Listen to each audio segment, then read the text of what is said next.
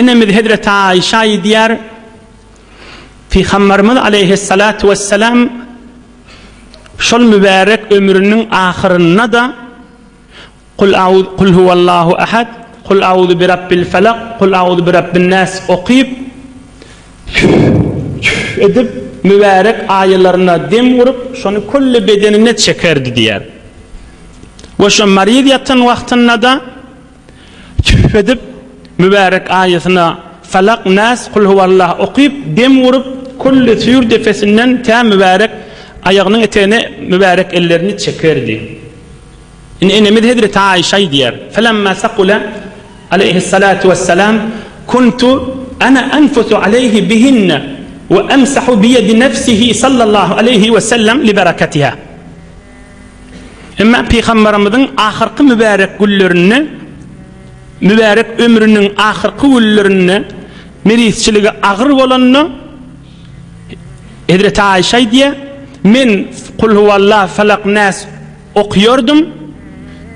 Peygamberimizin mübarek ayetlerine dem vurup o şu Peygamberimizin öz mübarek elini öz enamına çekerdim diye. Öz Hazreti Ayşe özüm okuyup öz elimi okuyup tüfedip çekmedim. Peygamberimizin öz eline kul huvallahu kul a'udhu bi rabbil felak kul a'udhu nas okuyup dem salıp özüne çekerdim. Peygamberimizin elinin bereketinin kârligi sebeple bir belli bir zatta. Belki kuvvet bolmağı yine öz elinin bereketi kârligi Peygamberimizin öz elini mübarek yüzüne bedenini bolluğundan çekerdim diye. Şunun içinde 3 tane kısaca ders var. Kısaca geçeyim sonra görürler. Bir adam Peygamberimiz aleyhissalatu vesselam'ın sünnet yağdaylarından ders almalı atlar. Bir adam mariz olsa, havası yok olsa özü yatan yerine Allah'ını zikredip ya Kur'an okuyup küfedip de öz bedenini çekmek kavuz atmış. Şu Kur'an'ın bereketini, nurunu öz gövresine yayratmak.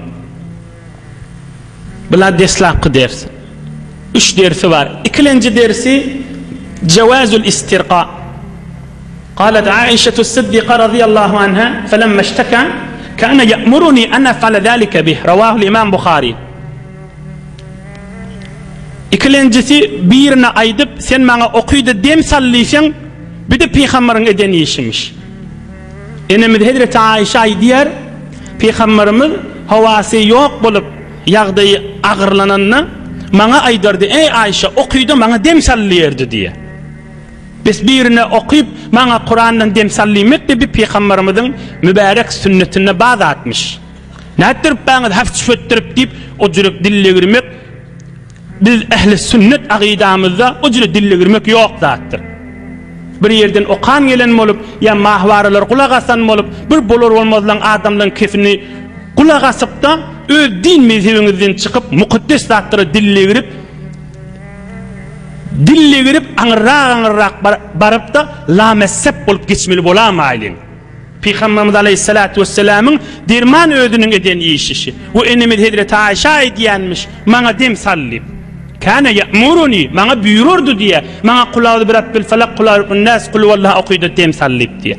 Hanattır hep tüfetip deyip dilli ramallerdir. Ya onu şuhi edip ya maskara edecek bolup ya demsal ya aymenine uçufledeyin aymenine nehmedeyin gülüşük bulup edilmeli zat değildir. Hudayın o zatlara etmek Hudayın kaharına düşürür. Üçüncü ders hem kişinin bir zihnine fikrini var. Alhamdülillah okuyup yatacak bolağınızda şayet hemmenizde okuyan bolağınız şunu tüfedinde bağışlan tüfedikte önüne bir zat çık düşmeli mi? Ya küfedamalı mı? Şon yolu neyme? Ya hükmen öleceğiz düşmeli mi? Ya düşmeliler mi? Her kim bir öl oğlanın şoğunu bir alhamdülillah okuysa ya özünü okuyana küfedene bir zihnine geliyen zat. Bunun cevabını dinden aydeylin.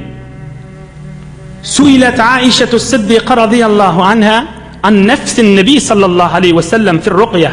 Fekalet kema yenfutu akilu zabibi. Enemiz Hazreti Ayşe'den soraktırlar Peygamberimiz demsalanını tüfedenine nemet diyedi. Ne form demsalardı? Ne form tüfederdi deyip. Enemiz Hazreti Ayşe bütün insanın düşünce formasını ansatacak ayıptır. Bir adam üzüm kişmiş yiyecek bolsa, quru üzüm Araplar zebib diye. Türkmen çay içiyor, çayın yaptığından bir süyücü yiyor da, ama ana üzüm yiyecek bolsan, şu üzümün çöpçağından artık da çöpetmeyen mi? Enemi Hazreti Ayşe diye, Peygamberimiz da dem salanına bir üzümü arastalağında çöpetsin yanık dem salardı diye.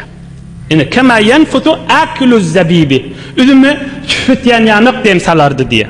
Yani bir de Türkmen loğulları belki bütün Müslümanlara özüne dem salanda birine dem salanda yani çöpetsen doğru Peygamberimiz Aleyhissalatu vesselam'ın dem salma forması da aşağı.